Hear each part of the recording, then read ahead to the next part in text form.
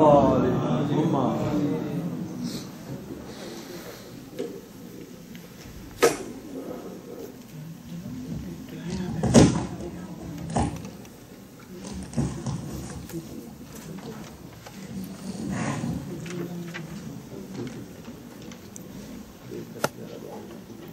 اللہ الرحمن الرحیم الحمد للہ الذی هو الاول والآخر والظاہر والباطن والصلاة والسلام على اشرف الانبیاء والمرسلین سیدنا ومولانا ومقتدانا ابی القاسم محمد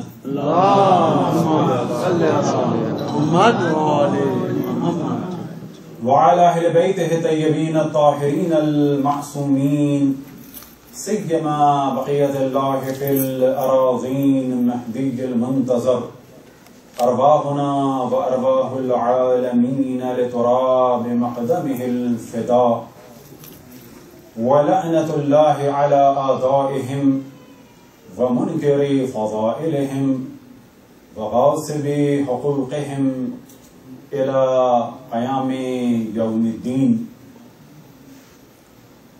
وقال اللہ تعالی وهو اصدق القائلین قل لا اسألكم علیہ اجرا الا المودۃ فی القربى وقال الامام الحسین علیہ الصلاة والسلام انی لم اخرج اشرا ولا بطرا ولا مفسدا ولا ظالما انما خرجت لطلب اصلاح في امة جدي رسول الله اريد ان امر بالمعروف وانهى عن المنكر واصير بسيرة جدي رسول الله وابي علي بن ابي طالب صلى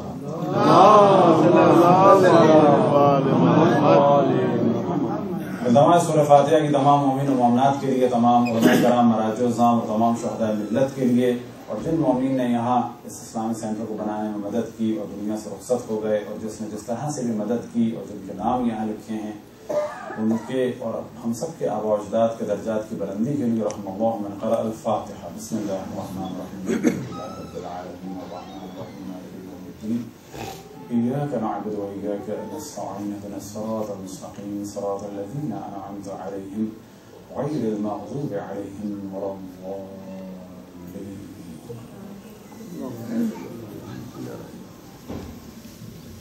آج پہلی محرم کا دن گزر چکا ہے اور شب دو ہے، لیکن جو ترتیب رہے گی گفتگو کی وہ اسی اعتبار سے ہے کہ آج پہلی محرم کے حوالے سے گفتگو ہوگی اور انشاءاللہ کل دو محرم سے، اور موضوع گفتگو آپ کے علم میں ہے کہ مدینے سے مدینے سلام تک کے حالات اور واقعات یا الفاظ دیگر تاریخ کربلا اور اصحاب امام حسین اور اہل بیت امام حسین علیہ السلام کا ذکر، اور خصوصاً ان ہستیوں کا ذکر کہ جن کا عام طور پر کربلا سے ریلیٹڈ واقعات میں ذکر نہیں ہوتا، لیکن پھر اس جانب توجہ دلائیں کہ قطعاً یہ ہدف نہیں ہے کہ جن بزرگوں کا ذکر ہوتا ہے ان کے ذکر کو کم کیا جائے یا مائنس کیا جائے، لہذا مقابلہ نہیں ہے۔ جن کا ذکر ہوتا ہے وہ در حقیقت صف اول کی ہستیاں ہیں،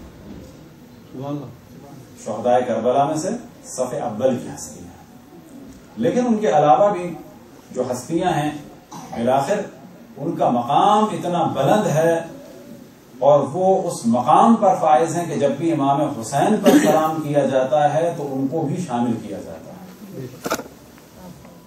اب اس طویل عرصے کے بعد ہم عزاداران امام حسین اگر ان کے ناموں سے آشنا نہ ہوں اور ان کا ذکر نہ کریں تو پھر کون کرے؟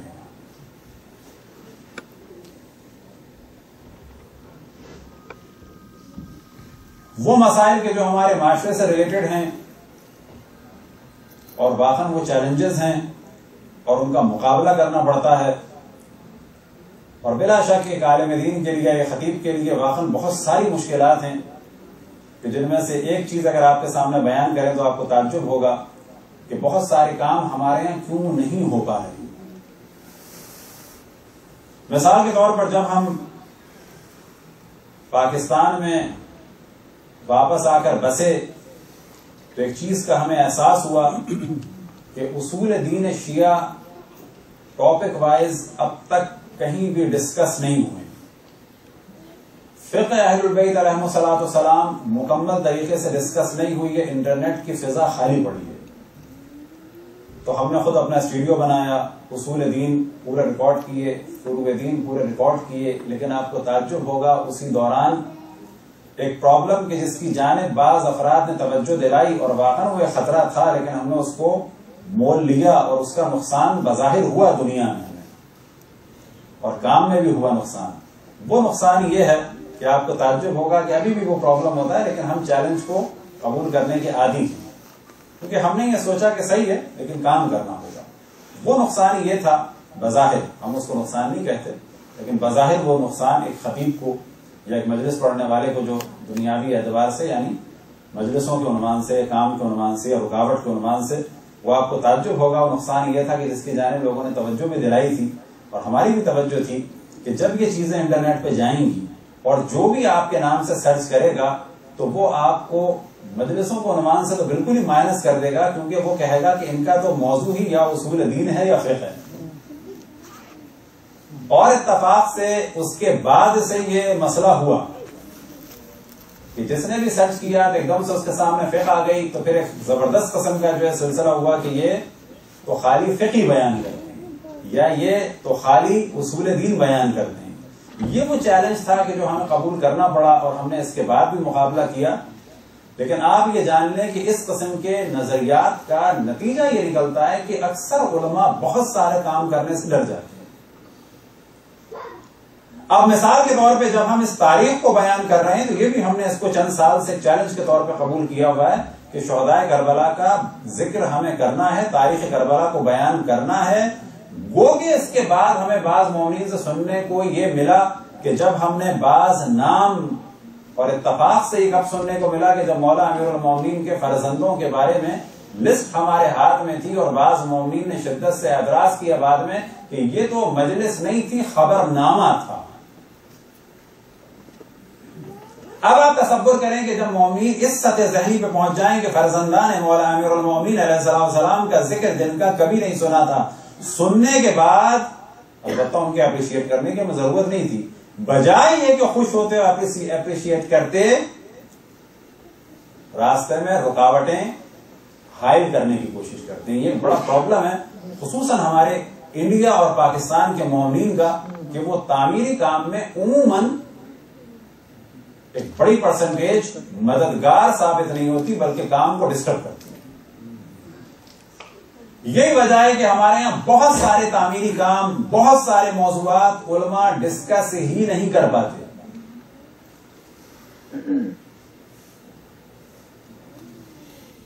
صلوات پڑھیں پر محمد والے.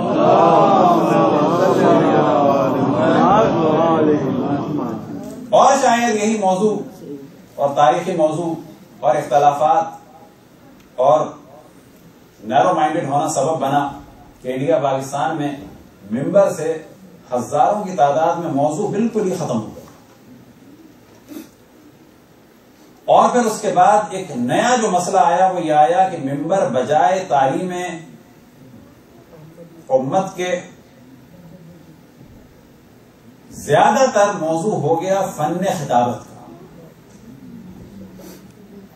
پھر یہ بالکل سیکنڈری چیز ہو گئی, بلکہ سیکنڈری بھی حسن زن ہے, بالکل ایک آخری مرحلے کی چیز ہو گئی کہ مل کیا رہا ہے, فوکس اس پہ کیا گیا کہ اسٹائل کیا ہے.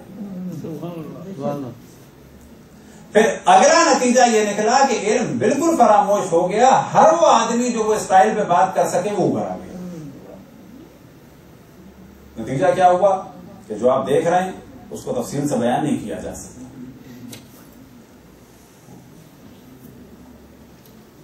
آج کی تاریخ مصائب کے اعتبار سے حضرت مسلم ابن عقیل سے منسوب ہے اور بلا شک وہ صف اول کے اصحاب مولا امام حسین علیہ السلام میں سے تھے.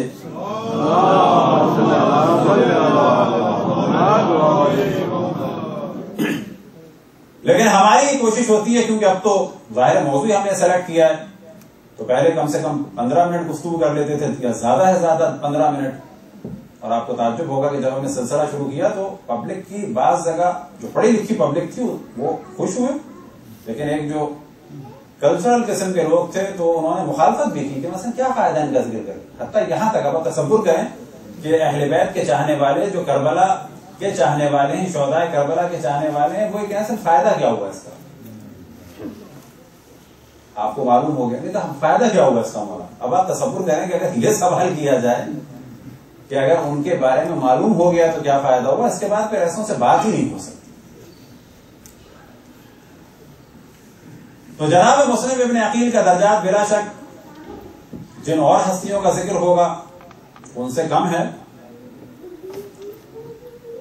اب آج جو ہمارا اصل موضوع ہوگا ان میں سے جو سب سے اہم موضوع ہے کہ جب ہم کہتے ہیں کہ امام حسین علیہ السلام نے اسلام کو زندہ بچا لیا، پہلا یہ موضوع ڈسکس ہوگا، اور ساتھ میں حضرت مسلم ابن عقیل کے جو سفیر تھے، پھر 3 اور ہستیاں کہ جو امام حسین علیہ السلام کے خط کو لے کے گئے اور ان کے نمائندے بن کے گئے، اور ان کا درجہ حضرت مسلم ابن عقیل سے قطعاً کم ہے روایتوں کے اعتبار سے، فضیلت کے اعتبار سے. ان میں سے ایک تھے جناب عبداللہ ابن یقطن کہ جو امام کا خط لے کے گئے کوفے، اور وہ بھی شہید ہوئے، اور انہیں ہمارے کوئی ڈسکس نہیں کرتا.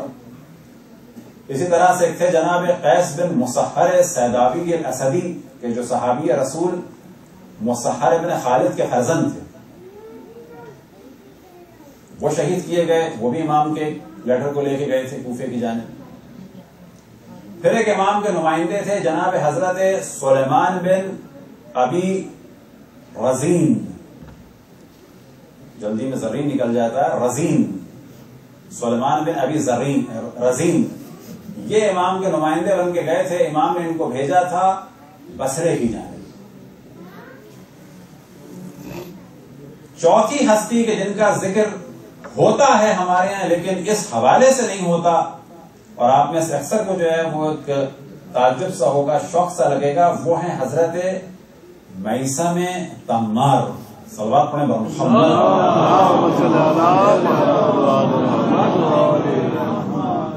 اب جناب میثم تمار کا ان لوگوں سے کیا ریلیشن ہے، حضرت مسلم ابن عقیل سے کیا ریلیشن ہے؟ تو یہاں پر یاد رکھیں کہ حضرت میثم تمار رضوان اللہ تعالی علیہ کا ہمارے یہاں ذکر ہوتا ہے، اور ایسا جلوہ نظر آتا ہے جیسے کہ شاید وہ مولا علی کے زمانے میں شہید ہوئے تھے. لیکن آپ یاد رکھیں کہ امام حسین علیہ السلام کے کوفہ پہنچنے سے 10 دن پہلے شہید ہوئے تھے، تقریباً 22 ذی الحجہ. اتنا زیادہ ریلیشن ہے. حتیٰ تاریخ کے اعتبار سے جناب مسلم ابن عقیل کے بعد شہید ہوئے. اور ایک بڑا زبردست قسم کا ریلیشن حضرت میثم تمار کا خود واقع کربلا سے ہے، لیکن تدریجاً یہ موضوع ڈسکس نہیں ہوتا. پھر ایک موضوع کی جسے ہم نے بعض دفعہ یہاں تو ڈسکس کیا ہے لیکن اکثر عزیزان اس میں نہیں تھے، وہ موضوع یہ ہے کہ شہداء کربلا میں ایک بہت بڑی تعداد جو ہے وہ فرزندان حضرت عقیل ابن ابی طالب کی ہے. حتیٰ یہ ڈسکشن کیا جاتا ہے کہ بلا شک شہداء کربلا میں جو زیادہ بڑی تعداد ہے وہ طالبیوں کی ہے. طالبی سے کیا مراد؟ جو حضرت ابو طالب علیہ السلام کی نسل سے ہیں. یہ طالبی تقسیم ہو جاتے ہیں آگے کتنوں پہ؟ نسل مولا امیر المومنین، نسل حضرت جعفر طیار، نسل حضرت عقیل، اور حضرت طالب کہ جن کی وجہ سے کنیت تھی حضرت ابو طالب کی طالب، ان کی کوئی اولاد نہیں تھی اور وہ جوانی میں ان کا انتقال ہو گیا. تو حضرت ابو طالب کے 4 بیٹے، چاروں کی نسل چلی، حضرت جعفر طیار کی بھی چلی، حضرت عقیل کی بھی چلی، حضرت مولا امیر المومنین علیہ السلام کی بھی چلی. کربلا میں تینوں کی نسل تھی. لیکن اگر حساب لگایا جائے تو کیونکہ اخبار مختلف ہیں، کبھی ایسا لگتا ہے کہ حضرت عقیل کی نسل سب سے زیادہ شہید ہوئی کربلا، کبھی حساب لگائیں تو لگتا ہے کہ مولا امیر المومنین کی نسل سب سے زیادہ شہید ہوئی کربلا میں، کبھی برابر برابر لگتے ہیں. بالآخر یہ ایک اقوال کا سلسلہ ہے. تو حضرت عقیل کے دو بیٹے کہ جن کا ذکر اللہ کا شکر ہے ہمارے یہاں ہوتا ہے، حضرت ابراہیم اور حضرت محمد کا طفلان مسلم کو عنوان سے، لیکن جو سب سے زیادہ مہم تھے عبداللہ ابن مسلم ابن عقیل، ان کا ذکر نہیں ہوتا، کہ جن کے بارے میں حتیٰ یہ ڈسکشن ہے کہ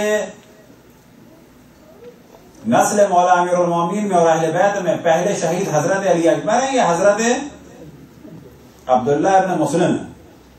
یہ ڈسکشن ہے تاریخ میں. زیادہ مشہور قول یہی ہے کہ حضرت علی اکبر علیہ الصلوۃ والسلام پہلے شہید ہیں اہل بیت علیہ الصلوۃ والسلام میں سے. صلوات پڑھیں محمد.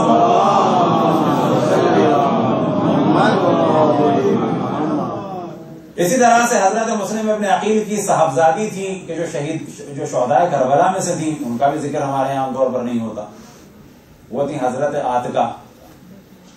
اسی طریقے سے حضرت مسلم ابن عقیل کے اور بھائی تھے، بھتیجے تھے، ان کا ذکر ہم انشاءاللہ اگر موقع ملا بعد میں کریں گے. اور یہ ہم پہلے بتا چکے ہیں کہ تمام شہداء کا ذکر نہیں ہو سکتا. اس کے لیے ہمیں کلچر بنانا ہوگا، مثال کے طور پر 1 یا 2 مجالس کہ فقط شہداء حضرت عقیل کے بارے میں گفتگو، تو پھر وہ ایک سلسلہ ہو جائے گا. فقط شہداء نسل مولا امیر المومنین، تو وہ موضوع بنے گا. تو بہت سارے زاویوں سے شہداء کربلا کو تقسیم کیا جا سکتا ہے. مثال کے طور پہ ایک موضوع یہ ہو سکتا ہے مائیں بیٹے ہیں کربلا میں. مثال کے طور پر موضوع ایک ہو سکتا ہے بھائی بھائی کربلا میں، کتنے ایسے لوگ تھے جو بھائی بھائی تھے. مثال کے طور پہ بہن بھائی کربلا میں. مثال کے طور پہ باپ بیٹے کربلا میں، اور شہداء کربلا میں سے کون سے تھے. تو مختلف زاویوں سے ان چیزوں کو ڈسکس کیا جا سکتا ہے، لیکن یہ قطعاً ایک اشرے میں نہیں ہو سکتا. اور اگر اسے کرنا چاہیں تو کم سے کم ہر مجلس جو ہے وہ 2.5-3 گھنٹے کی ہوگی، اور اکثر جو ہے وہ واقعاً ان کے لیے فائدہ نہیں ہوگا، کیونکہ ایک دم سے اگر ہر موضوع کو ڈسکس کیا جائے تو وہ تھکا دینے والا ہوتا ہے. لہذا کوشش ہماری یہ ہے کہ چیز یاد بھی رہے، معلومات بھی ہو، اور اگر بھول بھی جائیں تو کبھی مایوس نہ ہو. انسان بہت ساری چیزیں بھولتا ہے، لیکن ذہن میں یہ رہتا ہے کہ اس موضوع پہ ایک بات ہم نے سنی تھی، تو دوبارہ اس کو حافظے میں لانے کی کوشش کرتا ہے، یا بالآخر ڈھونڈتا ہے اور دوبارہ یاد کر لیتا ہے.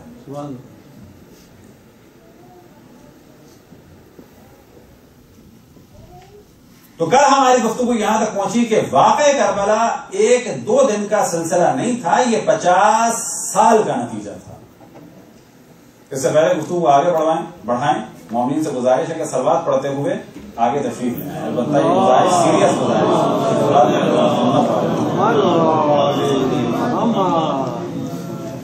سیریس گزارش ہم نے یوں کہا کہ بعض دفعہ ہلکا سا آگے آ گئی، جب سیریس گزارش ہے تو لگتا ہے واقعا بات جو ہے وہ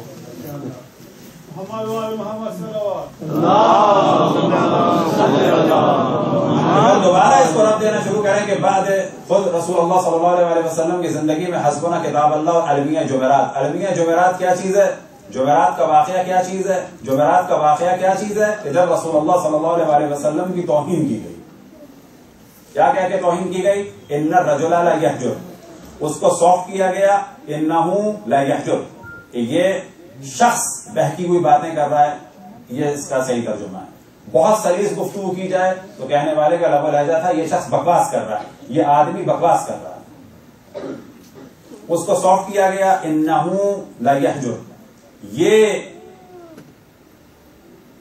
بہکی ہوئی باتیں کر رہا ہے. اور سافٹ کیا امام بخاری نے قد غلبہ الوجع، ان پر بیماری کا غلبہ. آخر میں نتیجہ یہ ہے. یہاں سے سلسلہ شروع ہوا، ثقیفہ کا موضوع آیا. اب اس کو پورا تفصیل سے ڈسکس نہیں کر سکتے وقت کا میں. ثقیفہ کے بعد جناب سیدہ سلام اللہ علیہ گھر کا جو محاصرہ ہوا وہ اسی کام کے لیے ہوا تھا کہ جو ڈیسیژن ثقیفہ میں لیا گیا وہ یہاں ویریفائی ہو، ویریفائی ہو کی صورت میں بیعت کی جائے.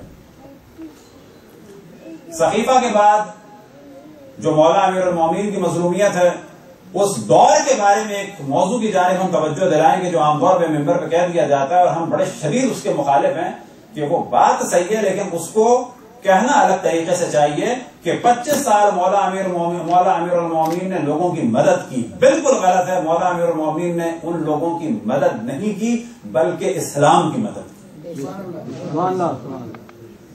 اسلام کی مدد کی. اور بالکل اس کی مثال یہ ہے کہ اگر ہماری بنائی ہوئی یونیورسٹی، آپ کی بنائی ہوئی یونیورسٹی قبضے میں کسی کے چلے جائے اور اس میں 5000 طالب علموں کا پرابلم ہو اور وہ ہم سے لے لی جائے. ہم 5000 طالب علموں کے لیے اگر وہاں جا کر ڈسکشن کرتے ہیں تو اس غاصب کی مدد نہیں کرتے, طالب علموں کی مدد کرتے. تو وہ کیسے 25 سال گزرے وہ ایک پورا الگ موضوع. اس 25 سال میں جو اہم ترین ظلم ہوا مولا امیر المومنین پر, کم اسلام پر زیادہ ظلم ہوا, کیونکہ اسلام کا نقصان ہوا, مولا امیر المومنین کا نہیں ہوا, کیونکہ اسلام کو اس کے محور سے ہٹا دیا گیا. محور اسلام کا یاد رکھیں, ذات مقدس مولا امیر المومنین اسد اللہ, غالب علی کل غالب, صدیق اکبر, فاروق هذا الامت, علی ابن ابی طالب کی تھی.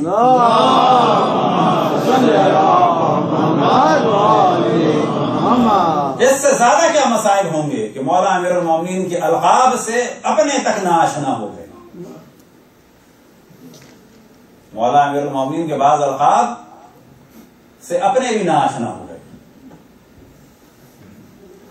یاد رکھیں کہ لسان مطہر رسول اللہ صلی اللہ علیہ وآلہ وسلم سے جامع الاصول میں بھی ہے, حیثمی میں بھی ہے, اور حاکم نے بھی نقل کیا کہ رسول اللہ صلی اللہ علیہ وآلہ وسلم نے فرمایا اصحاب سے, صلوات پڑھیں پر محمد, جب مولا امیر المومنین آ رہے تھے, ہذا اول من آمن بی, یہ ہے وہ کہ جو سب سے پہلے مجھ پر ایمان لایا. کون؟ مولا امیر المومنین کی جانب اشارہ کیا. وَأَوَّلُ مَن يُصَافِحُنِي يَوْمَ الْقِيَامَةِ, یہ وہ ہے جو سب سے پہلے یوم القیامت مجھ سے مصافحہ کرے گا. ہذا صدیق الاکبر و فاروق هذا الامت و یعصوب الدین, یہ صدیق اکبر ہے, یہ فاروق ہے, اور یہ دین کی پناہ گاہ ہے. صلوات پڑھیں پر محمد.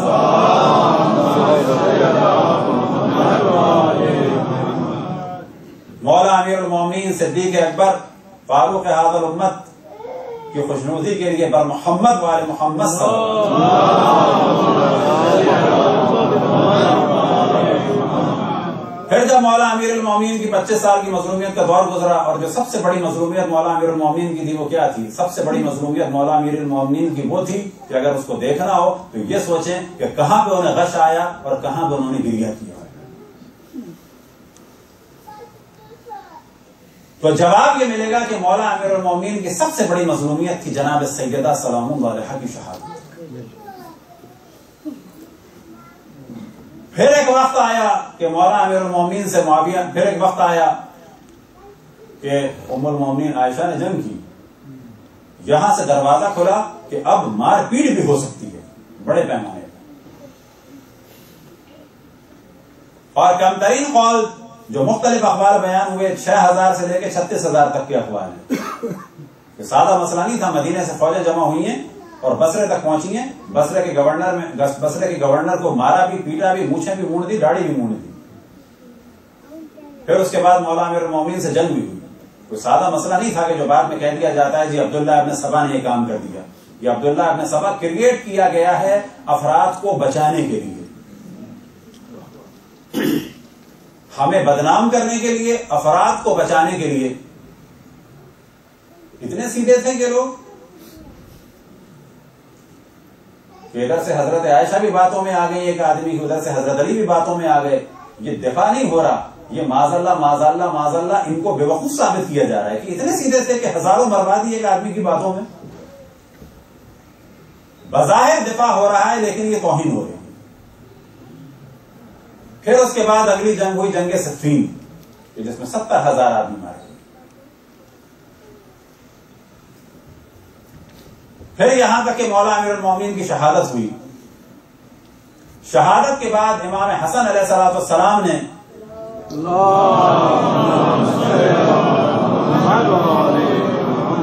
دوبارہ جنگ کے سلسلے کا آغاز چاہا, لیکن اس وقت تک 4 سال میں طرفدار تھک چکے تھے. 4 سال پورا جنگوں کا سلسلہ, طرفدار تھک چکے تھے, کیونکہ جنگ صفین کے بعد نہروان ہوئی خوارج سے. اور خوارج کیا تھے؟ یاد رکھیں کہ جب بھی آئمہ کا نام لے کے آئمہ کی تعلیمات کی مخالفت ہوتی ہے تو خوارج بنتا ہے انسان.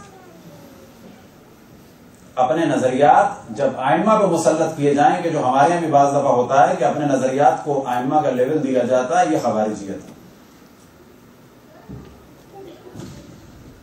اب یہاں پر نہ جنگ نہروان کو ڈسکس کرنے کا ٹائم ہے، نہ یہ کہ خوارج بنے کیسے۔ اتنا بتا دیا جائے، خوارج وہ تھے جو فوج کے تھے جس وقت امر عاص کے حکم پر معاویہ نے قرآن بلند کیا اور جناب مالک اشتر ختم کرنے والے تھے اصل فتنے کو۔ اس وقت خوارج نے قرآن کے احترام کے نام سے مولا امیر المومنین کا محاصرہ کر لیا کہ مالک کو واپس بلاؤ، قرآن بیچ میں آ چکا ہے، ورنہ علی بن ابی طالب کو قتل کریں۔ کس کے احترام سے؟ قرآن کے احترام سے۔ اصل احترام کیا ہے؟ جو امام وقت کا ہے وہ کام کرو۔ اصل ایمان ہے جو امام وقت کہیں وہ کرو۔ وہ کہیں کہ فلانی مسجد گرا دو، مسجد زرار گرا دو۔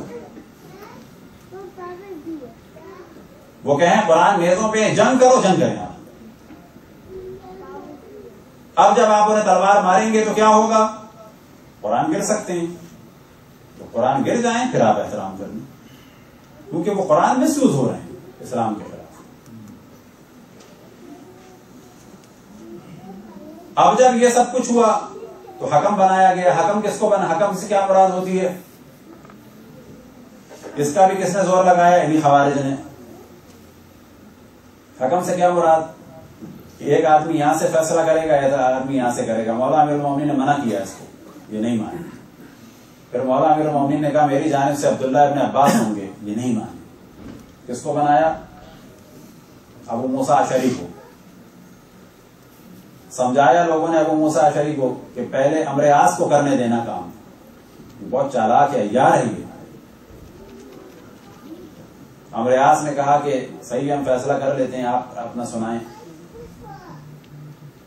تو ابو موسیٰ اشعری نے کہا کہ میں نے علی کو خلافت سے ہٹا دیا جس طرح سے یہ انگلی نکلی، انگلی سے انگوٹھی نکلی۔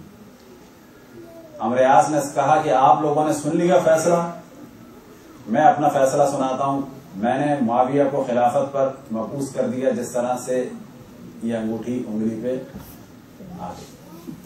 یہاں سے خوارج نے پھر شور مچایا تو ہمارے ساتھ دھوکہ ہو گیا، اور اب یہ کہتے ہیں کہ آپ نے ہماری بات کیوں مانی؟ یہاں سے ٹولہ بن گیا۔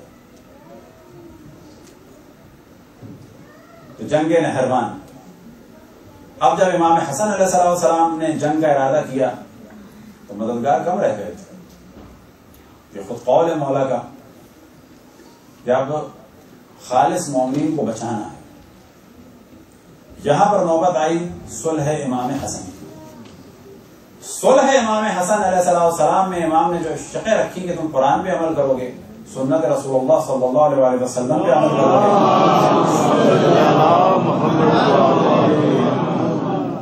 اور مولا امیر المومنین پر یہ گالیوں کا سلسلہ ختم ہوگا۔ اس صلح سے واضح ہو گیا کہ گالیاں بھی پڑتی تھی۔ اسی چیز کو مولانا مودودی نے بھی لکھا کہ مولا امیر المومنین پر معاویہ گالی پڑواتا تھا۔ تو آج یہ بات کی جاتی ہے کہ صحابہ کو کوئی گالی دے یا نہ مانے تو کافر ہو جاتا ہے، تو یہ خود فیصلہ کرنا چاہیے کہ گالیوں کا سلسلہ شروع کس نے کیا؟ یہ جنگوں کا سلسلہ صحابی رسول سے اور خلیفۃ رسول سے شروع کس نے کیا تھا؟ آج اگر کوئی خلیفہ کو نہ مانے تو کافر ہے، تو سوال یہ پیدا ہوتا ہے جب حضرت عائشہ نے جنگ کی تھی تو مان کے کی تھی، معاویہ نے جب جنگ کی تھی چوتھے خلیفہ کو تو چوتھا خلیفہ مان کے کی تھی؟ کہ جنگ میں جا کے گدگدی کرتے ہیں یا تلوار سے سر اڑاتے ہیں؟ اگر گالیاں دینے والے رضی اللہ ہو سکتے ہیں، اگر گردن اڑانے کی نیت کرنے والے رضی اللہ ہو سکتے ہیں، تو اصحاب میں سے بعض پر اعتراض کرنے والے مسلمان کیوں نہیں ہو سکتے؟ تو یہاں سے معاملہ خراب سے خراب ہوتا چلا گیا۔ صلح امام حسن بھی ہوئی، اور یاد رکھیں کہ صلح امام حسن کے بعد بھی مولا امیر المومنین پہ گالیاں بھی پڑی، اصحاب کو قتل بھی کیا گیا، خود اصحاب رسول اللہ کو قتل کیا گیا جو اصحاب مولا امیر المومنین میں تھے۔ اسی دوران جو ہستیاں قتل ہوئی ان میں سے عمرو بن حمق خزاعی، یہ پہلا سر تھا جو عالم اسلام میں نوک نیزہ میں بلند ہوا تھا، صحابی رسول اللہ۔ معاویہ کے بھائی نے سر کو بلند کیا تھا، موصل سے اور دمشق تک پہنچا تھا۔ آج صحابہ کا نام لینے والے عمرو بن حمق یا خزائی کا نام کیوں نہیں لیتے؟ صرف اس وجہ سے کہ وہ پرو اہل البیت. جناب حجر بن ادئی کا یا حجر بن عدی کا جو دونوں طرح سے پروناؤنس ہوتا ہے، ان کا نام کیوں نہیں لیتے؟ کیونکہ وہ بعد رسول اللہ صحابی تھے لیکن پرو اہل البیت تھے. اور اگر ان کا نام لیں گے تو خود بخود قاتل کا نام آئے گا، قاتل معاویہ تھا. آج خلیفۃ المسلمین خلیفہ اول جناب ابو بکر کے بیٹے محمد ابن ابو بکر کا نام کیوں نہیں لیتے؟ عبداللہ ابن عمر کا نام لیتے ہیں کیونکہ علی کی بیعت نہیں کی. خلیفہ دوم کے بیٹے عبداللہ ابن عمر نے چوتھے خلیفہ کی بیعت نہیں کی تھی، ان کا نام لیتے ہیں. پہلے خلیفہ کا بیٹا کیونکہ مولا امیر المومنین کے طرفدار تھے اور مولا امیر المومنین کے خدمت گزار تھے، ان کا نام نہیں لیتے. تو کہاں گئی خلافت کی محبت، کہاں گئی اصحاب کی محبت؟ تو آخر میں یاد رکھیں وہی نظریہ ہے جس کو ہم ہمیشہ بیان کرتے ہیں کہ بعد رسول اللہ پرو اہل البیت اور اینٹی اہل البیت. صلوات پڑھیں بر محمد.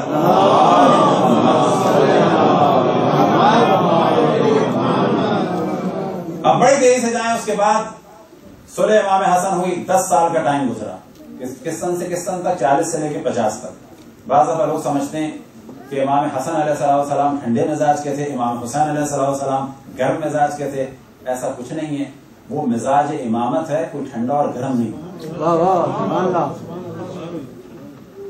بعض دفعہ کہا جاتا ہے امام حسن اگر امام حسین کے دور میں ہوتے تو وہی سب کچھ کرتے کہ جو امام حسین نے کیا، اور اگر امام حسین امام حسن کے دور میں ہوتے تو وہی سب کچھ کرتے کہ جو امام حسن نے کیا. تو ہم یہ کہتے ہیں کہ امام حسن اگر امام حسین کے دور میں ہوتے تو یہ تو بالکل آپ فرض صحیح کر رہے ہیں، بالکل صحیح فرض ہے. لیکن امام حسین اگر امام حسن کے دور میں ہوتے تو اس میں فرض کی ضرورت نہیں ہے، کیونکہ 40 ہجری سے 50 تک امام حسن امام تھے، امام حسین نہیں تھے. جو کچھ 40 ہجری سے 50 ہجری تک امام حسن نے کیا، 50 ہجری سے 60 ہجری تک معاویہ کے دور میں وہی ظلم سہے، وہی خاموشی تھی اور وہی سب کچھ برداشت کیا امام حسین نے. اب یہ بڑی عجیب بات ہے کہ امام حسین کے فقط ایک پہلو کو ہمارے یہاں بیان کیا جاتا ہے، وہ ہے 28 رجب سے 10 عاشور تک کا، 5 مہینے 11 یا 12 دن کا. اور جو پچھلے 10 سال کا پورا امام حسین علیہ السلام کا ایٹیٹیوڈ تھا معاویہ کے دور میں، اس کو ڈسکس نہیں کرتے ہیں.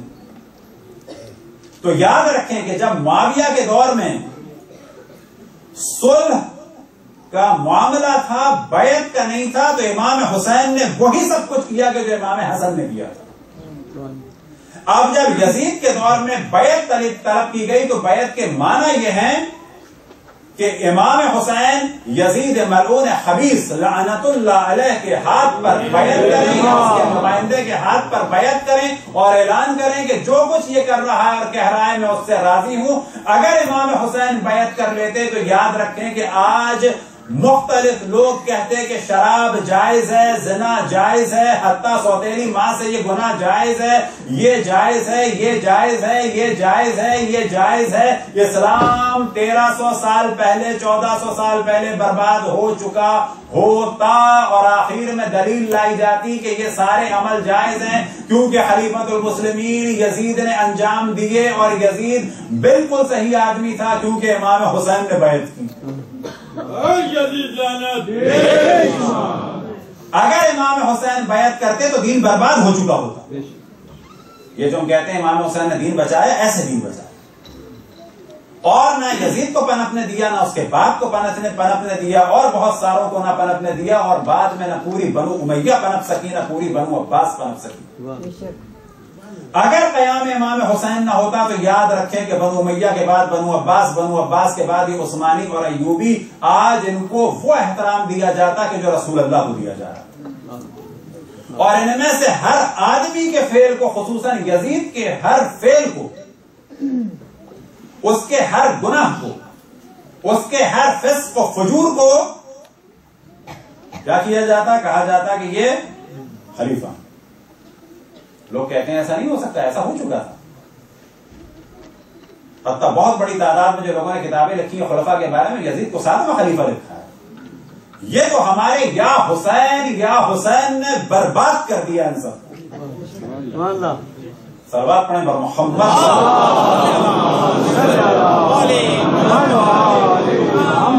مومین سے گزارش ہے کہ کچھ آگے تشریف لیں. صلوات پڑھیں بر محمد.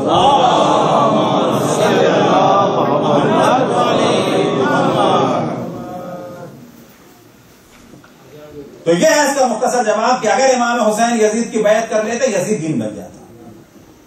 اب امام حسین کے پاس فقط 2 راستے تھے، اور یہ راستے امام حسین نے یہ چوائس نہیں رکھی تھی، یہ چوائس یزید نے رکھی تھی کہ یا حسین سے بیعت لو ورنہ کیا کرو، قتل کر دو. بیعت امام حسین کے لیے ممکن نہیں تھی. کیا بچا؟ کہ حسین کو قتل کر. امام حسین نے جنگ نہیں کی، یاد رکھیں، امام حسین نے دفاع کیا. یہ آپشن کس نے دیا تھا؟ یا بیعت یا قتل. امام حسین نے دیا تھا. یہ آپشن یزید نے دیا تھا. بس امام حسین نے واقع کربلا میں اپنا دفاع کیا. اگر امام حسین یزید کی بیعت کر لیتے تو آج دین ختم ہو چکا ہوتا. آج نہیں ختم ہو چکا ہوتا، پہلے ختم ہو چکا ہوتا. یاد رکھیں جو ملوکیت کی جڑ کٹی، جو بنو امیہ اور بنو عباس کو جس طرح سے برباد کر دیا گیا، کس کے ذریعے سے؟ شہادت امام حسین کے ذریعے سے. اور شہادت امام حسین کو کس چیز نے باقی رکھا؟ امام حسین پر گریے نے باقی رکھا. یہ جو بعض دفعہ جب انسان پڑھ جاتا ہے یا ماڈریٹ ہو جاتا ہے، سوچتا ہے تو رونے کا کیا فائدہ. تو یہاں پر بیلنس کرنا چاہیے. یہاں پہ کہا جائے کہ اگر کوئی روتا ہے، پشتو مرثیہ سن کے آپ روتے ہیں، اس کا بھی ثواب ہے. ایرانی مرثیہ سن کے روتے ہیں، اس کا بھی ثواب ہے. سرائکی مرثیہ سن کے روتے ہیں، اس کا بھی ثواب ہے. اردو کا مرثیہ سن کے روتے ہیں، اس کا بھی ثواب ہے. جس طریقے سے امام حسین پہ گریا اس کا ثواب ہے. اور یہ وہ چیز ہے کہ جو اللہ نے چاہی ہے. اور یہ ہمارے آنسو ہیں کہ جو طوفان بن کے پوری بنو امیہ اور بنو عباس کو غرق کر چکے ہیں. لیکن اب کہا جاتا ہے اس کے ساتھ اگر اور زیادہ معرفت ہو جائے اس دین کی کہ جس کے لیے امام حسین نے اپنے آپ کو قربان کیا تو کوئی مذائقہ ہے؟ اگر معلومات ہو جائے ہدف امام حسین کی تو کوئی مذائقہ ہے؟ جیسے کہ سرنامہ کلام میں ہم نے وصیت نامے امام حسین کا ذکر کیا کہ امام فرماتے ہیں مدینے سے نکلتے وقت کہ میں اکڑ تکبر فساد یا خوشگذرانی یا ظلم کے لیے نہیں نکلا، میں صرف اور صرف اپنے جد رسول اللہ کی امت کے لیے نکلا ہوں. میں چاہتا ہوں کہ امر بالمعروف کروں اور نہی عن المنکر کروں، اور اپنے جد رسول اللہ اور اپنے والد علی ابن ابی طالب کی سیرت پر عمل کروں.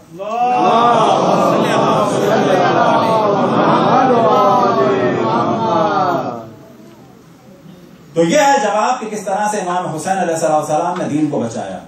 اگر بیعت کرتے دین ختم ہو جاتا. بیعت نہیں کی، جان دینا پڑی. جان دے دی. اب اس جان کا ذکر کرنا ہے کس کے ذریعے سے؟ عزت علی کے ذریعے سے. یہ سب کچھ کیوں ہو رہا ہے؟ حدیث رسول اللہ صلی اللہ علیہ وسلم ہے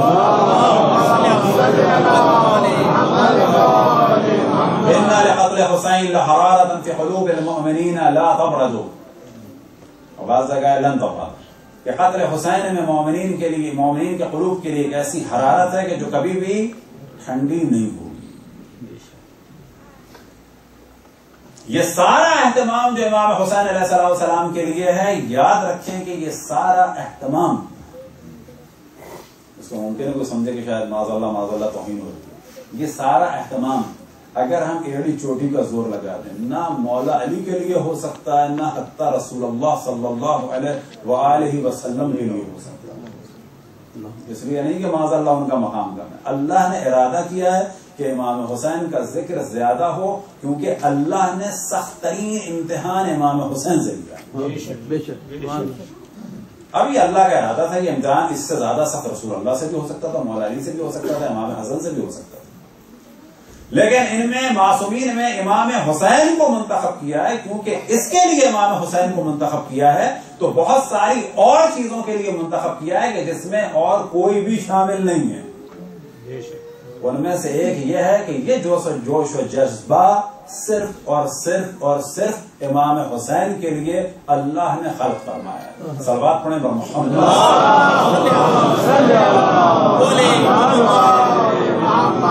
اور بھی کچھ چیزیں وہ انشاءاللہ کل بیان ہوں گی کہ مخصوص امام حسین کے لیے، کلچر نہیں ہے، وہ روایتوں کی وجہ سے، وہ دین کی وجہ سے، وہ اللہ کا ارادہ ہے۔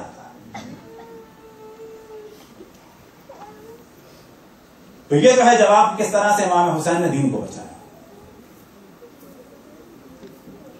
اب یزید کی بیعت طلب کرنے سے لے کے انشاءاللہ اگر زندگی رہی کل تو کربلا پہنچنے تک کے حالات اور واقعات اور اس سے ریلیٹڈ بعض چیزوں کو انشاءاللہ کل بیان کریں گے۔ اب جناب مسلم ابن عقیل اور بعض دیگر بزرگان کا ذکر ہو۔ جناب مسلم ابن عقیل جناب عقیل کے فرزند تھے اور فقط مولا امیر المومنین کے بھتیجے نہیں تھے، فقط امام حسین علیہ السلام کے چچا زاد بھائی نہیں تھے، ان کا ایک اور رشتہ تھا امام حسین سے، ایک اور رشتہ تھا مولا امیر المومنین سے، اور وہ رشتہ یہ تھا کہ مولا امیر المومنین کی صاحبزادی رقیہ بنت علی کے شوہر تھے۔ وہ دو بیٹے جناب جعفر کی نسل سے خاتون تھی، ان سے تھے ابراہیم اور محمد، اور عبداللہ ابن مسلم اور عاتقہ، اور ایک اور فرزند کا ذکر ہوتا ہے احمد کا یا محمد کا، وہ تھے مولا امیر المومنین کی نسل سے، یعنی ان کی صاحبزادی کے بیٹے تھے۔ بس جب مصائب بیان ہوتے ہیں حضرت مسلم ابن عقیل کا ذکر ہوتا ہے کہ امام حسین علیہ السلام نے حضرت مسلم کی بیٹی کو اپنے گلے لگایا یا تشفی کی، تو بعض دفعہ ذہن میں آتا ہے کہ چچا زاد بھائی کی بیٹی نامحرم ہے، تو اس کا جواب یہ ہے کہ چچا زاد بھائی کی بیٹی قطعاً نامحرم ہے، لیکن وہی بیٹی امام حسین علیہ السلام کی سگی بھانجی، کون؟ حضرت عاتقہ۔ اور ایک اور بیٹی مولا امیر المومنین علیہ السلام کی جن کا نام تھا ختیجہ بنت علی، ان کے شوہر تھے عبد الرحمن ابن عقیل، مسلم ابن عقیل کے دوسرے بھائی۔ ان کے بھی دو بچے، تو ان کا ذکر بعد میں ہوگا، وہ بھی کربلا میں شہید۔ ان کے علاوہ ابو سعید ابن عقیل یہ بھی کربلا میں شہید ہوئے، محمد ابن ابو سعید ابن عقیل یہ بھی کربلا میں شہید ہوئے۔ یہ پوری ایک فہرست الگ ہے، موقع ملا تو بیچ میں ان ناموں کو تبرکاً ہم لیں گے، لیکن اس وقت فوکس کرنا ہے انہی 3-4 ہستیوں پر۔ تو جناب مسلم ابن عقیل کو مولا امام حسین علیہ السلام نے مکے سے روانہ کیا، کہاں؟ کوفے کی جانب، اور پھر مکے سے روانہ کیا جناب سلیمان بن ابی رزین کو بصرہ کی جانب، اور وہاں پر لیٹر دیے کچھ افراد کو، اور بصرے میں ایک میٹنگ ہوتی تھی کہ اللہ ان مومنہ کے درجات کو بلند سے بلند فرمائے، ان کا نام تھا ماریا، اور اس گھر میں تمام بڑے شیعوں کی میٹنگ ہوتی تھی، اور ان کے باغات میں چھپ کے کام ہوتے تھے، اور انہی بڑے افراد میں سے تھے ایک منذر ابن جارود، اور منذر ابن جارود کا پرابلم یہ تھا کہ ان کی بیٹی تھی بحریہ، اور بحریہ بیوی تھی عبید اللہ ابن زیاد ملعون کی، اور عبید اللہ ابن زیاد کو اپنے سسر سے بڑا خطرہ رہتا تھا، اور سسر کو اپنے اس ملعون داماد سے خطرہ رہتا تھا، یعنی عبید اللہ ابن زیاد سے، کہ شاید یہ مجھے ٹیسٹ کر رہا ہے۔ تو جب لیٹر لے کے آئے جناب سلیمان بن ابی رزین منذر ابن جارود کے پاس، تو انہوں نے سلیمان کو پکڑ لیا اور پکڑ کے لے گئے عبید اللہ ابن زیاد کے پاس کہ تم مجھ سے کیا مذاق کر رہے ہو،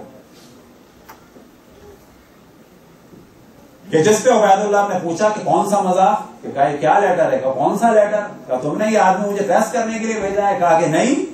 پتا چلا کہ جناب سلیمان بن ابی رزین کچھ کو لیٹر دے چکے تھے، منذر ابن جارود کے پاس جا کے پھنس گئے، اور واقع کربلا کے سب سے پہلے شہید، حتیٰ جناب مسلم ابن عقیل سے پہلے شہید ہوئے جناب سلیمان بن ابی رزین، ان کے درجات کی بلندی کے لیے پر محمد والے محمد،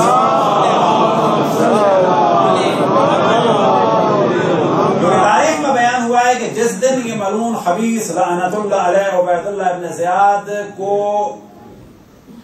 کوفے کا گورنر بنایا گیا اور یہ بصرے سے نکل رہا تھا، اسی دن یہ واقعہ ہوا ہے. اسی دن جناب سلیمان بن ابی رزین کو قتل کیا گیا کہ جو فرزند تھے کبشہ کے. ان کی والدہ کا نام تھا کبشہ اور ان کے والد کا نام تھا رزین، اور یہ دونوں غلام تھے امام حسین کے. امام حسین نے انہیں آزاد کر دیا. ان کے فرزند تھے سلیمان بن ابی زرین کے جو امام کے سفیر تھے بصرے کی جانب. ان کے درجات کی بلندی کے لیے، ان کے خاندان کے درجات کی بلندی کے لیے بر محمد وآل محمد صلی اللہ علیہ وسلم. جناب مسلم ابن عقیل کے بعد امام نے ایک اپنے سفیر بھیجے، اپنا خط لے کے بھیجا جناب قیس بن مسحر سیدابی الاسدی کو، جو فرزند تھے مسحر ابن خالد کے جو صحابی رسول اللہ تھے. یہ کوفے کے بڑے افراد میں سے تھے. جناب مسلم نے خط لے کے بھیجا تھا امام کے پاس اور یہ مکے میں امام سے آ کے ملے تھے. پھر امام نے ان کو خط لے کے بھیجا تھا دوبارہ کوفے کی جانب. اس دوران حالات خراب ہو گئے. اب یہاں پر اختلاف ہے کہ حضرت مسلم ابن عقیل پہلے شہید ہوئے یا جناب قیس بن مسحر سیدابی الاسدی شہید ہوئے. تیسرے فرد کے جن کو امام نے کوفے کی جانب بھیجا وہ تھے جناب عبداللہ ابن یختر. اور یہ جناب عبداللہ ابن یختر فرزند تھے یختر کے، اور ان کی والدہ خدمت گزاری کرتی تھی امام حسین کی، کہ جس طرح سے امام حسین کی خدمت گزاری کی جناب ام الفضل نے. ام الفضل تھی عباس ابن عبد المطلب کی زوجہ، کیونکہ انہی کی گود میں سب سے پہلے امام حسین آئے تھے. اور ہم نے بیان کیا کہ انہوں نے خواب دیکھا تھا اور آ کے اشرف الانبیاء کی محضر مبارک میں عرض کیا کہ میں نے بڑا برا خواب دیکھا ہے کہ آپ کے جسم کا ایک ٹکڑا کٹا اور میری گود میں آ کے گر گیا، اور آپ نے فرمایا کہ فاطمہ کے ہاں فرزند ہونے والا ہے جو تمہاری گود میں آئے گا. تو حضرت ام الفضل یعنی حضرت عباس ابن عبد المطلب کی زوجہ امام حسین کی خدمت کرتی تھی. اسی طرح سے یہ خاتون بھی ام یختر کی خدمت کرتی تھی. ان کے والد تھے یختر، ان کا بیٹا تھا، ان کے صاحبزادے تھے عبداللہ. یہ ایک ہی گھر میں کیونکہ پیدا ہوئے، 2-3 دن کا فاصلہ تھا، تو ان دونوں کو کہا جاتا تھا کہ یہ رضی الحسین ہے. اور رضی کے دو طرح سے معنی ہوتے ہیں، وہ کہ جس نے دودھ پیا ہو، اور ایک ہوتا ہے رضی المدت. اگر ایک ہی گھر میں 2 بچے ایک ساتھ پیدا ہوں قریب قریب تو کہا جاتا ہے یہ بھی بھائی. تو جناب عبداللہ ابن یختر کو کہا جاتا تھا کہ یہ حسین کے بھائی ہیں. یہ بھی امام کے نمائندے بن کے گئے جناب مسلم ابن عقیل کے بعد. انہیں بھی قید کیا گیا اور شہید کیا گیا. اسی دوران جو کوفے کے حالات تھے انتہائی خراب ہو چکے تھے اور مختلف افراد کوفے سے نکل چکے تھے. جناب مسلم ابن اوسجہ کوفے سے نکلے ہوئے تھے، جناب حبیب ابن مذاہب کوفے سے نکلے ہوئے تھے، جناب مختار قید میں تھے. اور کیا کنڈیشن تھی، کیا حالات تھے، بہت ساری چیزیں کلیئر نہیں ہیں. اسی دوران خطرناک حالات میں گرفتار کیا گیا جناب میثم تمار. ایک جانب بصرے میں قتل کیا گیا اور قاتل کا نام بھی سلیمان بن عوف تھا. اس نے قتل کیا بحکم عبید اللہ ابن زیاد ملعون لعنت اللہ علیہ کو. اور عبید اللہ ابن زیاد وہ ملعون ہے کہ جس کے لیے امام حسین نے فرمایا الا ابن الدئی ابن الدئی، کہ آگاہ ہو جاؤ کہ اس بلد الزنا ابن بلد الزنا نے. الا ان الدئی ابن الدئی قد رکضنی بین اثنتین بین سلت و ذلت. آگاہ ہو جاؤ کہ اس بلد الزنا ابن بلد الزنا نے مجھے 2 امر کے درمیان جو ہے مرتکز کر دیا ہے، یا میں ذلت اختیار کروں یا تلوار اٹھاؤں. حیحاتا من الذلہ، دور ہے ہم سے ذلت. یہ وہ آدمی ہے ملعون کے سفیر امام حسین جو بصرہ میں تھے، اس کا بھی قاتل یہی، جناب مسلم ابن عقیل کا قاتل بھی یہی، جناب عبداللہ ابن یختر کا قاتل بھی یہی، اور جناب قیس بن مسحر سیدابی کا قاتل بھی یہی. یعنی چاروں وہ افراد کے جو امام کی جانب سے گئے کوفہ اور بصرہ، ان چاروں کا قاتل یہی عبید اللہ ابن زیاد تھا. اور اسی دوران قتل کیا گیا جناب میثم تمار کو. اب وقت جو ہے وہ زیادہ ہو گیا، مصائب کی جانب باقی چیزوں کو بیان کرتے چلے جائیں گے، لیکن ان کے جو مصائب ہیں وہ بھی مشترک.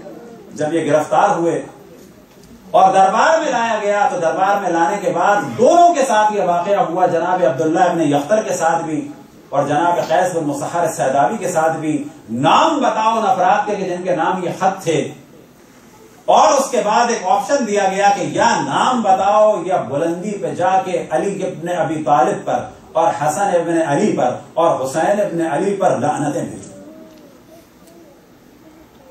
ان دونوں ہستیوں نے وہ کہ الگ الگ وقت میں ہوئے قبول کیا کہ نام نہیں بتائیں گے یہ کام کر لیں گے.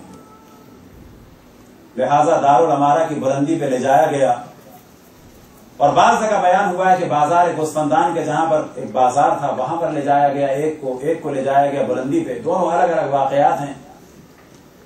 اب ظاہر ہے اس وقت عبید اللہ ابن زیاد خود تو ساتھ نہیں تھا، فوجیوں کے ہاتھ بھیج دیا کہ ان کو لے جاؤ. لے جانے کے بعد تو وہاں پر جانے کے بعد جناب عبداللہ ابن یختر نے بھی یہی کہا کہ درود و سلام ہو محمد پر اور آل محمد پر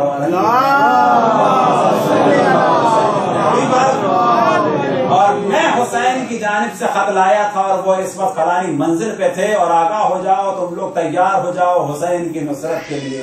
ان جملوں کا بلند ہونا تھا کہ تلوار چلی سرتن سے جدا. اور بعض جگہ بیان ہوا کہ جناب عبداللہ ابن یختر کو دارالامارہ کی بلندی سے پھینکا گیا، نیچے گرایا گیا، ابھی دم بھی نہ نکلا تھا کہ اس کے بعد سر کو تن سے جدا کیا گیا. اور عیناً یہی سب کچھ ہوا جناب قیس بن مسحر سیدابی الاسدی کے ساتھ کہ انہوں نے بھی بلندی سے آواز دی کہ آگاہ سلام ہو، درود ہو محمد پر اور آل محمد پر اور علی پر اور حسن اور حسین پر، اور لعنتیں بھیجی یزید اور اس کے باپ پر اور عبید اللہ اور اس کے باپ پر، اور خبر دی اور لوگوں کو تیار ہونے کا کہا کہ حسین کی نصرت کے لیے تیار ہو جاؤ. یہی ظلم ہوا جناب سلمان بن ابی رزین کے ساتھ کہ انہیں بلندی سے پھینکا گیا، زمین پر آئے، دم نکل گیا. لیکن ایک وقت آیا کہ جناب مسلم ابن عقیل کو لایا گیا، جناب مسلم ابن عقیل کو بھی لایا گیا. اور ایک وقت آیا کہ جناب میثم تمار کو بھی لایا گیا. آج تو ہم منبر سے فضائل بیان کر رہے ہیں، شکر خداوند تبارک و تعالی ہے. مقام تو جناب میثم تمار کا ہے کہ سولی سے فضائل بیان. جب جناب میثم کو گرفتار کیا گیا تو عبید اللہ ابن زیاد نے کہا کہ سنا ہے کہ تمہارے علی نے خبر دی تھی تمہاری موت کی. تو جناب میثم نے کہا کہ ہاں وہ مقام بھی مجھے پتا ہے. کہ کیا کہا تھا علی نے؟ تو جناب میثم تمار نے کہا کہ علی نے کہا تھا کہ میرے ہاتھ اور پاؤں کو کاٹا جائے گا، میری داڑھی خون سے رنگین ہوگی، زبان کو کاٹا جائے گا، کہا جائے گا کہ یہ میں جھوٹ ثابت کروں گا، صرف تمہارے ہاتھ اور پاؤں کٹواؤں گا. تو جناب نے فرمایا، جناب میثم تمار نے، یہ نہیں ہو سکتا، جو خبر میرے مولا نے دی ہے وہ خبر انہیں رسول اللہ نے دی ہے اور انہیں جناب جبرائیل نے دی ہے اور جناب جبرائیل کو اللہ نے دی ہے، یہ خبر غلط نہیں ہو سکتی. غرض یہ کہ سولی پر چڑھایا گیا، ہاتھ اور پاؤں کاٹے گئے اور جناب میثم تمار نے فضائل بیان کیے. جب فضائل بیان ہونے کی خبر عبید اللہ ابن زیاد تک پہنچی کہ مجمع لگ چکا ہے تو اس نے جھنجھلا کے کہا کہ اس کی زبان کاٹ. اور ساتھ ہی جناب میثم تمار کے لگام لگایا گیا کہ یہاں سے سوراخ کیا گیا، یہاں سے لگام کو نکالا گیا. اس عالم میں بھی جناب میثم تمار فضائل بیان کرتے رہے اور اس وقت تک بیان کیے جب تک بیان کرتے رہے، یہاں تک کہ زبان بھی کاٹ دی گئی. ایک وقت آیا کہ جناب مسلم ابن عقیل تنہا رہ گئے. ایک وقت آیا کہ جناب مسلم ابن عقیل تنہا رہ گئے. مسائل تو ذہن میں ہیں کہ بیعت کرنے والوں نے بیعت بھی کی، لیکن جناب مسلم ابن عقیل تنہا رہ گئے. وجہ کیا تھی کہ عبید اللہ ابن زیاد کا ظلم اتنا شدید تھا کہ طرفدار مدد نہ کر سکے. ایک وقت آیا کہ جناب مسلم ابن عقیل کوفے کی گلیوں میں تنہا. بیان ہوا کہ ایک در پہ بیٹھ گئے اور بعض جگہ بیان ہوا کہ ایک در پہ خاتون کھڑی تھی. آپ نے پانی طلب کیا، پانی پینے کے بعد اس خاتون نے سوال کیا تو مسلم ابن عقیل نے اپنا تعارف کرایا.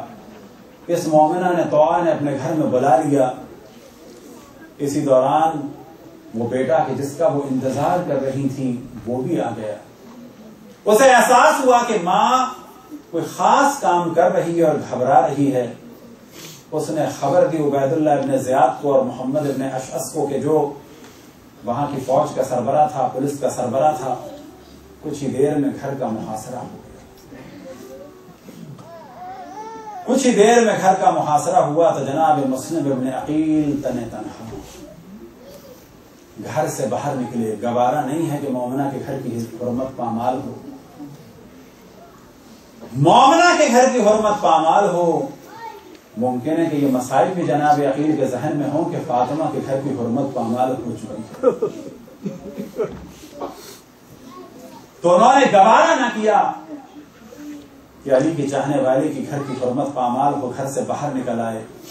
ایک وقت آیا کہ فوج نے ہر جانب سے گھیر لیا، مقابلہ ہوتا رہا، افراد زخمی ہوتے رہے، قتل ہوتے رہے۔ تاریخ میں بیان ہوا محمد ابن اشعث نے عبید اللہ ابن زیاد کی جانب پیغام بھیجا کہ اور افراد کو بھیجو، تو عبید اللہ ابن زیاد نے کہا کہ ایک آدمی تم سے کنٹرول نہیں ہو رہا، تو محمد ابن اشعث نے کہا کہ یہ ایک عام انسان نہیں ہے، جس پہ تاریخ میں بیان ہوا کہ عبید اللہ ابن زیاد نے کہا کہ اگر اس سے مقابلہ نہیں ہو رہا تو اس سے کیا مقابلہ ہوگا کہ جسے اس نے بھیجا ہے، یعنی حسین سے کیسے مقابلہ کرو گے۔ ایک وقت آیا کہ کہیں سے تیر چلنے لگے، کہیں سے نیزے چلنے لگے، کہیں سے آگ آنے لگی اور کہیں سے پتھر آنے لگے، اس پر بھی مقابلہ نہ ہو سکا۔ اب یہاں پر اس نوبت آئی کہ بعض جگہ بیان ہوا کہ گڑھا کھودا گیا، بعض جگہ بیان ہوا کہ جناب مسلم زمین پہ گر گئے۔ ایک وقت آیا کہ جناب مسلم کو گرفتار کر کے عبید اللہ ابن زیاد کے پاس لے جایا گیا۔ جناب مسلم نے سلام نہیں کیا، کچھ لوگوں نے کہا کہ امیر کو سلام نہیں کیا، تو جناب مسلم نے فرمایا میرا امیر تو حسین ہے اور حسین پر سلام ہو۔ وہاں سے امیر کو سلام کیا جناب عقیل نے، اور آج اسی سنت پہ ہم بھی چلتے ہیں، اور جہاں سے ہوتے ہیں وہیں پر جناب مسلم کے امیر کو حسین ابن علی کو سلام کرتے ہیں۔ ہاں مومنوں، ایک وقت آیا عبید اللہ ابن زیاد نے بلندی پہ لے جانے کا حکم دیا، روایتوں میں نقل ہوا تلوار چلی، گردن تن سے جدا ہوئی، جسم اتھر زمین پہ آیا۔ میں ہاتھ جوڑ کے جناب مسلم کی بارگاہ میں عرض کروں کہ مولا آپ دنیا سے رخصت ہوئے، آپ کو دو طرح کی شہادت ملی، ارے ہاتھ بندے زمین پہ آئے جس طرح سے عباس زمین پہ آئے، لیکن ان کے ہاتھ نہیں بندے ہوئے تھے، ان کے ہاتھ قلم ہو چکے تھے، اور سر تن سے جدا ہوا جس طرح سے حسین کا سر تن سے جدا ہوا۔ لیکن مولا آپ پر بڑے مصائب پڑے، تنہائی کے عالم میں ہے، غربت کے عالم میں ہے، لیکن جو غربت حسین کی ہے کہ جس کا ذکر امام حسن نے بھی کیا، لا یوم کا یوم کا یا ابا عبداللہ، اے حسین تیری مصیبت کا دن ایسا ہے کہ جیسا کسی کا دن نہ ہوگا۔ ہاں جناب مسلم ابن عقیل آپ کو کیسے تسلی دے، فقط ایک جملہ بیان ہو، مصائب ختم ہو گئے۔ یا مولا، یا جناب مسلم ابن عقیل آپ تنہائی کے عالم میں دنیا سے رخصت ہوئے، لیکن بہنوں کی چادروں کا خوف نہیں، بیویوں پہ تماچے پڑنے کا خوف نہیں۔ آپ کا حسین اس عالم میں قتل ہوگا، اس عالم میں سروں کے نیزہ پہ بلند ہوگا، یہ خیمے کی جانب نگاہ ہوگی۔ الا لعنت اللہ علی قوم الظالمین، ماتم حسین۔ یا حسین یا حسین یا حسین یا حسین یا حسین یا حسین یا حسین یا حسین۔